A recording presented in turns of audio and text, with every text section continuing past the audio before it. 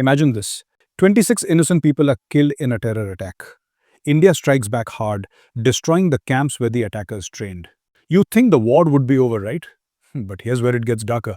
Within just 3 months, Pakistan found a way to send over 250 drones across the border with guns and explosives. This isn't a traditional war anymore, this is something new. This is Pakistan's desperate play when they have nothing else left. And here's what you need to know. Why did Pakistan suddenly shift to drones? Why is Pakistan now targeting the Punjab border instead of using the usual Kashmir route? And most importantly, what should India do next to counter Pakistan's drone threat? Let me break down what's really going on behind the scenes. It started on April 22nd, 2025, when 5 gunmen attacked Pahalgam and killed 26 people to scare tourists away from Kashmir. Within hours, Indian intelligence confirmed that the attack was planned in Pakistan by Jaish-e-Mohammed and Lashkar-e-Taiba. Because of this, on May 7th, India carried out Operation Sindoor, a 25-minute cross-border airstrike that hit 9 major terror bases inside Pakistan, the first such deep strike since 1971. The targets were clear. Bahawalpur, where Jaish-e-Mohammed had its main camp, Muridke, where Lashkar-e-Taiba trained its fighters. These were not random places. Indian intelligence had been watching them for years. Satellite images showed the training camps. Ground sources confirmed the handlers were inside. When the bombs hit, Indian officials said at least 100 militants were killed. But here is what matters even more. The entire setup was wiped out. The camps disappeared. The training areas turned into rubble.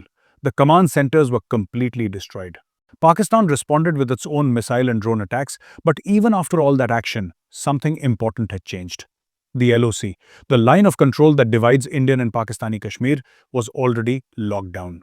India had built a smart fencing system with radars, thermal cameras, mines, and motion sensors spread across hundreds of kilometers. On top of that, the army had set up a 3-layer security grid. Surveillance in the first layer, mines and barriers in the second, and soldiers on the ground in the third. Infiltration success rates had already dropped to just 20% of attempts. The old method of sending fighters secretly across the border just wasn't working anymore. Now, this is where Pakistan's desperation really shows. By June and July 2025, something unusual began happening in Punjab. Drones. A lot of them. A completely new wave. Something Pakistan had never attempted at this scale before. Since sneaking trained fighters across the border had become almost impossible, they switched tactics. They started sending weapons through the sky. Cheap drones, Chinese-made quadcopters, upgraded with stronger rotors and GPS systems. Some even painted with heat-reducing coatings so Indian thermal cameras would not detect them. By November 2025, the numbers were shocking. The BSF, India's border security force, had caught 255 drones. Just think about that. 255 drones carrying weapons. And many of these drones were not even high-tech. They cost only about 30,000 to 50,000 rupees each.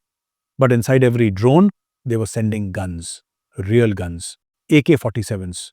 And even more importantly, pistols. A huge number of pistols. Now here is the most important part. The types of weapons being sent tell us everything about Pakistan's new strategy. Yes, there are some AK-47s, but most of the weapons are pistols. Why is that? Because AK-47s are used for big attacks and direct gunfights. Pistols are different. They are meant for precision, for targeted killings, for one person to quietly kill one specific target and vanish. This is no longer about suicide bombers.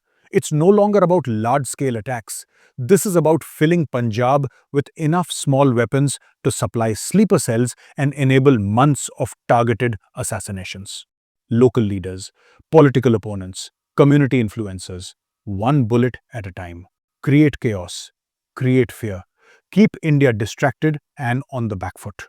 But there is something even more worrying in these drone drops. Hand grenades. The BSF found 12 of them and 10 kilograms of explosives recovered this year. That's enough to make around a dozen bombs. When these are spread out among different sleeper cells, they turn into dozens of possible attacks. Restaurants, markets, government offices, police stations. This is not about creating another big 26/11 style attack. This is about launching a long series of small blasts, each one meant to make people feel like terrorism is everywhere and that the government can't keep them safe. Now, here is the question that changes everything. Why did Pakistan shift to this strategy so suddenly? The answer is simple: they had no choice. Operation Sindoor did not just damage Pakistan's terror camps. It proved to Pakistan's military establishment that the traditional way of infiltrating fighters across the border was not viable anymore. The fencing works, the surveillance works, the troops work. When you lose your ability to move trained fighters across the border, you pivot to a cheaper, lower risk model. You send guns instead of people. You arm the sleeper cells already inside India. You let them do the damage. You stay out of the direct line of fire. But here is the part that really stands out: the cost benefit angle. Pakistan's economy is collapsing. They are under heavy pressure from the Financial Action Task Force, the FATF, the global body that tracks terror funding. Every dollar they spend to train and equip a militant shows up somewhere in financial records. It leaves a trail. It's risky. But a $500 drone, that's different. A drone like that can be bought openly in a commercial market in China. No paperwork, no funding trail. And even if that drone is shot down, Pakistan loses just $500. Meanwhile, India often has to use an air defense missile worth millions to destroy it. So even when Pakistan loses the drone, it still wins the economic battle.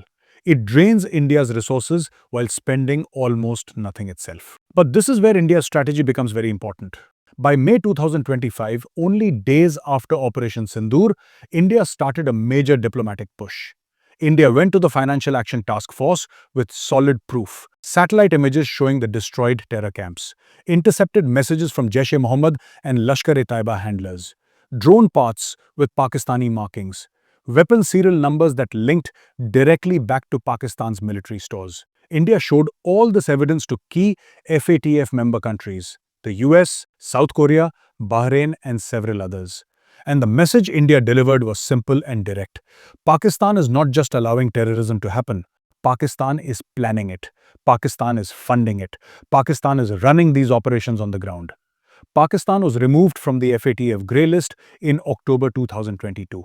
They had promised they had changed. They had promised they would stop funding terror groups. But Operation Sindoor proved those promises were false. Now, India is pushing hard to get Pakistan put back on the grey list. So Pakistan is escalating the drone war precisely because they are feeling the diplomatic pressure. They know Operation Sindoor has exposed them.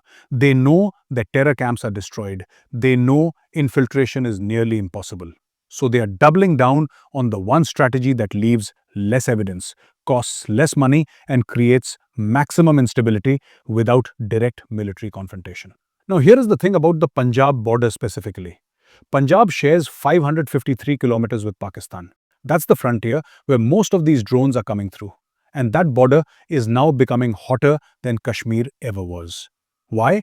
Because Kashmir's LOC is sealed, but Punjab has open agricultural land, rivers, fewer troops concentrated in smaller areas. It's easier to fly a drone across open farmland at night than it is to sneak a fighter across a sealed, electrified fence with mines and sensors and soldiers ready to ambush. The numbers prove it. In 2024, fewer than 100 drones made it across the entire year. In 2025, after Operation Sindoor, that number jumped to 255 drones, more than double. And these numbers started climbing specifically after May 7th. Before Operation Sindoor, maybe 5 to 8 drones per month detected. After Operation Sindoor, 35 to 45 drones per month. That's not coincidence. That's a deliberate strategic plan. By July 2025, an AK-47 was dropped near the village of Ghodachak.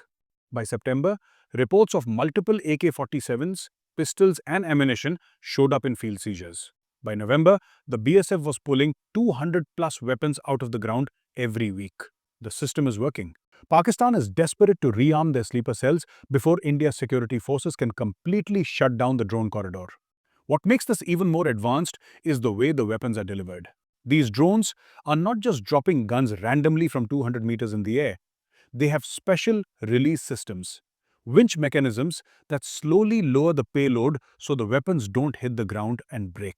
The guns are packed in waterproof float bags so they won't sink if they land in a canal or river. The packages are color-coded and the drones send GPS coordinates to local handlers so they know exactly where to pick them up. This is a mature logistical operation.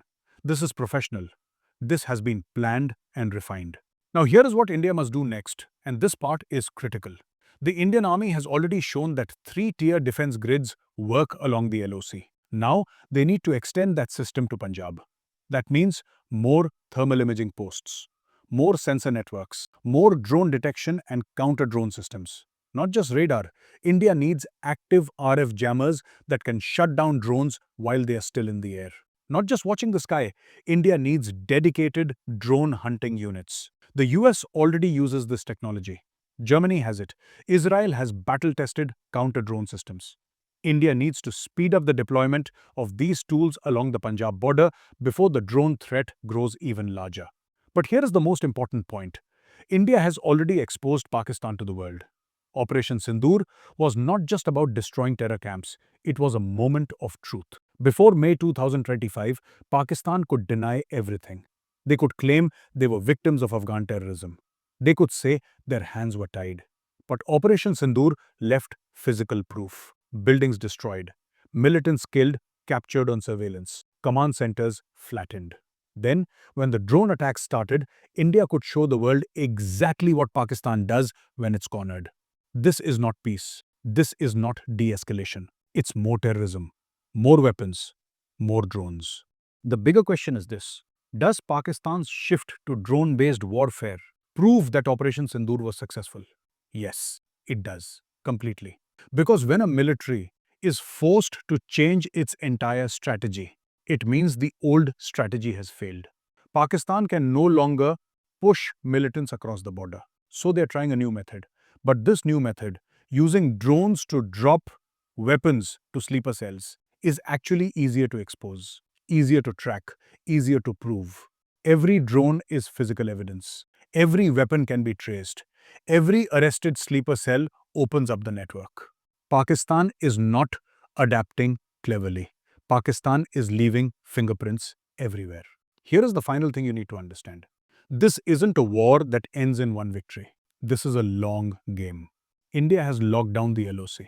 India has exposed Pakistan at the FATF. India has shown it can strike deep inside Pakistani territory. And now, India is tracking every drone, counting every weapon, and taking down every sleeper cell. The enemy is still active. The threat is still real. But the advantage is shifting. The balance is changing. Operation Sindoor wasn't the finish line. It was the starting point. The beginning of India proving that state-sponsored terrorism comes with a price, a heavy price. Now I want to hear from you. In the comments, tell me, do you think Pakistan's drone strategy is a sign of weakness or a more dangerous escalation? Is a cheap drone war actually more difficult to defend against than traditional infiltration? And most importantly, what should India do next? More missiles, more defense systems, or diplomatic pressure? Drop your thoughts below, let's debate this. And if this video gave you new insights, don't forget to subscribe. It really motivates me to create even more for you. Jai Hind.